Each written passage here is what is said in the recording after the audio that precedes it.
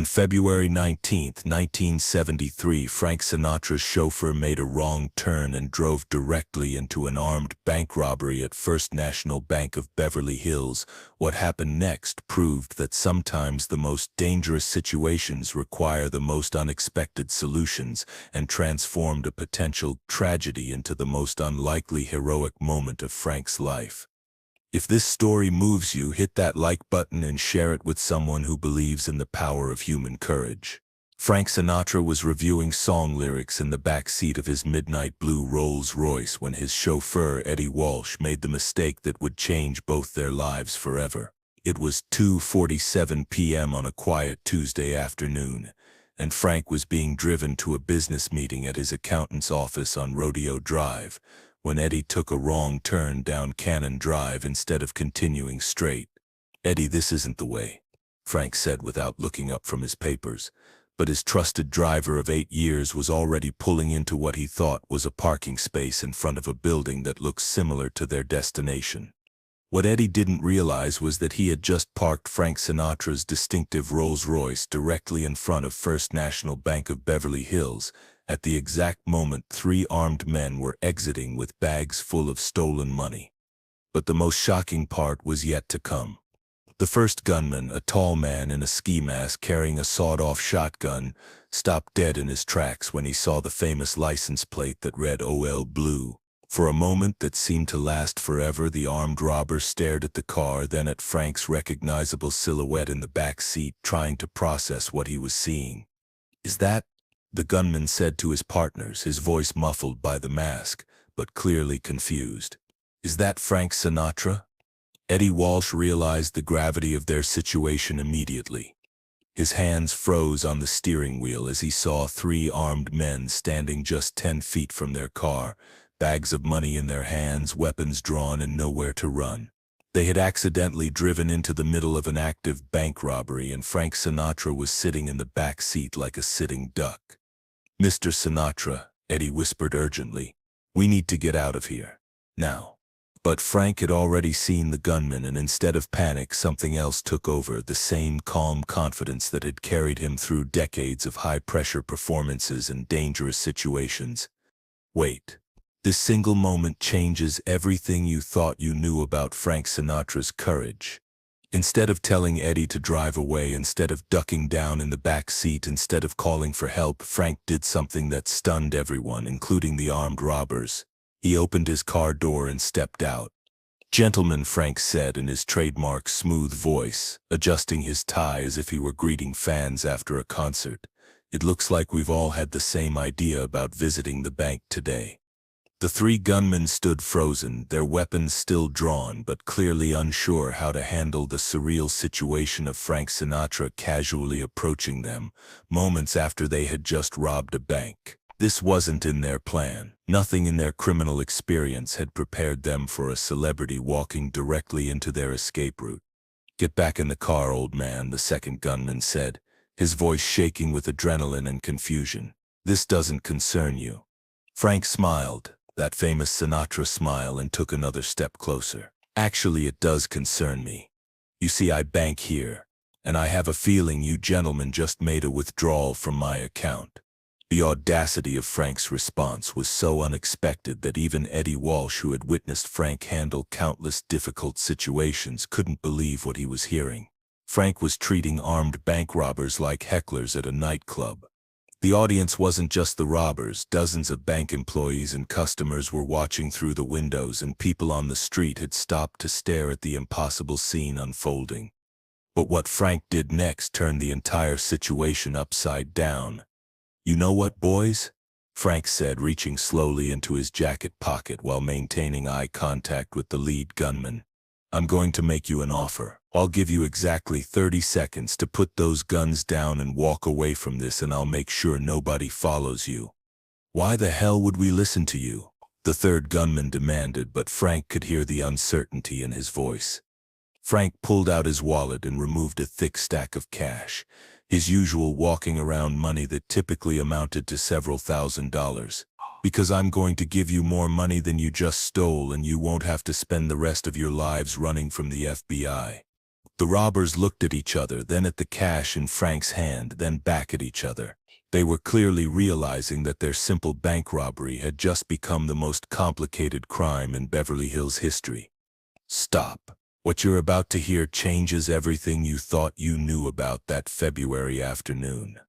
What the gunman didn't know was that Frank had recognized something about their operation that even they didn't fully understand.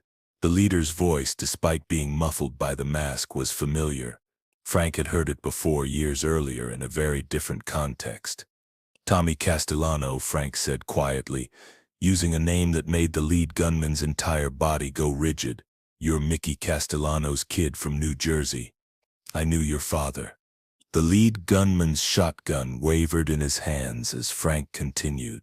"Your old man saved my life in 1951 when some Chicago boys tried to muscle me out of a recording contract. I owe the Castellano family a debt, and I always pay my debts." Slowly, almost ceremonially, the man Frank had identified as Tommy Castellano reached up and pulled off his ski mask, revealing the face of a young man in his early 20s with his father's distinctive Italian features, but eyes filled with desperation and fear. "Mr. Sinatra," Tommy's voice was barely above a whisper. "My father never told me you knew each other. There's a lot your father never told you, kid. Like the fact that he died believing his son would make something better of himself than this." Frank gestured toward the bank, the guns, the stolen money. "This isn't what Mickey Castellano's son was meant to become." The second and third gunmen were getting nervous, unsure whether to run, fight, or surrender, but they were clearly following Tommy's lead, and Tommy was completely focused on Frank. But the real transformation was just beginning. Frank took another step closer, close enough now that Tommy could have shot him at point-blank range. "Tommy, I'm going to tell you something your father told me 22 years ago. He said, Frank, every man gets one moment in his life where he can choose to be remembered as a fool or as a hero. Most men never recognize that moment when it comes. The lucky ones do, and they choose wisely." Frank extended his hand toward Tommy, palm up, offering to take the shotgun. "This is your moment, kid. Choose wisely." The tension was so thick that even the people watching from inside the bank held their breath. Eddie Walsh later said that those 10 seconds felt like the longest 10 seconds of his life, watching Frank Sinatra bet his life on the power of his words in the memory of a dead gangster's honor. Tommy Castellano stared at Frank's extended hand for what felt like an eternity. Then slowly he placed the shotgun in Frank's palm. The moment Tommy surrendered his weapon, his two partners immediately dropped their guns and raised their hands. They had been following Tommy's lead throughout the robbery, and if Tommy was surrendering to Frank Sinatra, they were smart enough to follow suit. Stop. The resolution that follows will change how you understand the power of personal connection. Frank carefully placed the three weapons on the ground, then turned back to Tommy. "Now here's what's going to happen. You and your friends are going to return every dollar you took from that bank. Then you're going to walk into that building and apologize to every person you scared today." "And then?" Tommy asked, his voice hollow with the realization of what he had almost thrown away. "And then you're going to come work for me," Frank said matter-of-factly. "Your father was the most loyal man I ever knew, and I'm betting that kind of loyalty is in the blood. I need security for my upcoming tour, and I need men I can trust. Men who understand that real strength comes from protecting people, not threatening them." Frank turned to include Tommy's partners in his offer. "That goes for all three of you. But understand this. If you work for me, you work clean. No guns, no violence, no shortcuts. You earn respect through actions, not fear." The three would-be bank robbers looked at each other in disbelief. They had walked into the bank as criminals and were walking out as Frank Sinatra's employees. It was the kind of plot twist that would have been rejected as too unbelievable for a movie script. But Frank wasn't finished. He walked over to his Rolls-Royce, retrieved his checkbook, and wrote out a check to First National Bank for the exact amount that had been stolen, $47,000. He handed it to the bank manager, who had cautiously emerged from the building. "This should cover any damages or inconvenience," Frank said, "and I want you to know that these young men are going to be making regular deposits here from now on. They're starting new careers today. Wait until you hear what happened to Tommy and his partners. Within 6 months, Tommy Castellano had become Frank's head of security, a position he would hold for the next 15 years. His partners, Mike Rodriguez and Danny Chen, became Frank's advanced security team, responsible for ensuring the safety of venues before Frank's performances. The 3 men who had planned to spend their lives as criminals instead became some of the most respected security professionals in the entertainment industry. They developed new protocols for celebrity protection that are still used today, and their company, Castellano Security Services, eventually provided protection for some of the biggest names in Hollywood.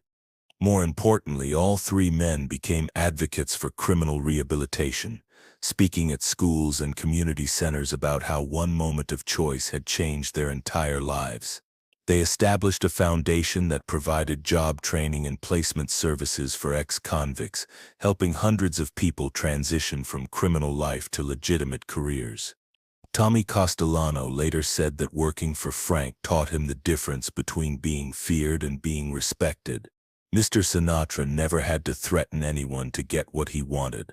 Tommy explained in a 1995 interview, "People followed him because he made them want to be better than they were.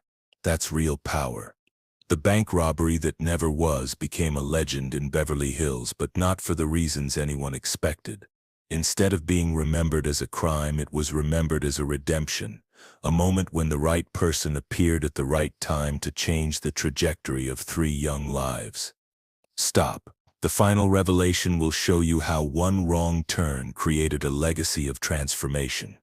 Eddie Walsh, the chauffeur whose wrong turn had started the entire incident, initially blamed himself for putting Frank in danger, but Frank had a different perspective on the navigation error. "Eddie," Frank told him, "there are no wrong turns, only unexpected opportunities. If you hadn't gotten lost today, 3 young men would have spent their lives running from the law, and I would have missed the chance to honor a debt to an old friend." Frank was so impressed with Eddie's calm behavior during the crisis that he promoted him from chauffeur to personal assistant, a position that included managing Frank's security arrangements and coordinating with the former bank robbers who had become his protection team. The story of Frank's intervention became required reading at police academies as an example of how de-escalation techniques could turn dangerous situations into positive outcomes. The FBI used the incident as a case study in hostage negotiation, particularly focusing on Frank's use of personal connection and respect to disarm armed criminals. First National Bank of Beverly Hills created a permanent display commemorating the day, featuring the original security footage of Frank walking calmly toward armed robbers and the check he wrote to cover the stolen money. The display includes a plaque that reads February 19, 1973, the day Frank Sinatra proved that courage and compassion can transform any situation. But perhaps most remarkably, the bank robbery incident inspired Frank to establish the Second Chance Foundation, which provided job training and placement services for people with criminal backgrounds who were trying to build legitimate lives.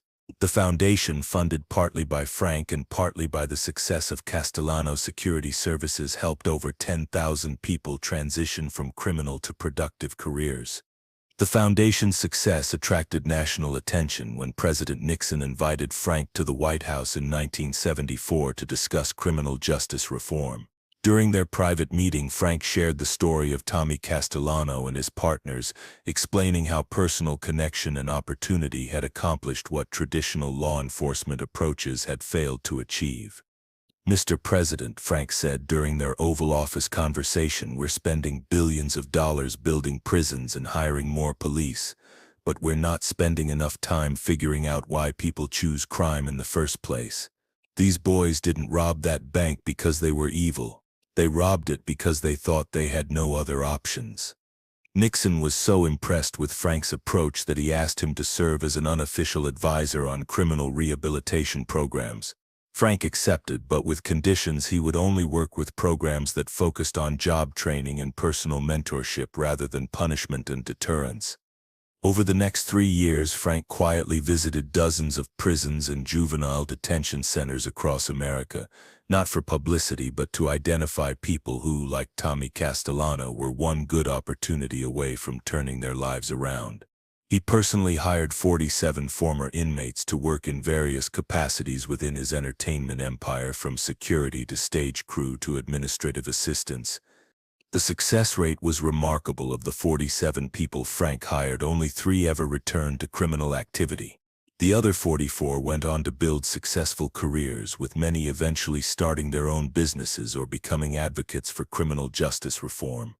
But the most extraordinary part of Frank's rehabilitation work wasn't the large-scale impact. It was the personal relationships he built with each person he helped. Frank didn't just offer jobs, he offered mentorship, guidance, and most importantly, genuine friendship to people who had rarely experienced any of those things. Tommy Castellano later revealed that Frank called him every Sunday for 15 years, not to check on his work performance but simply to talk about life, family, and dreams.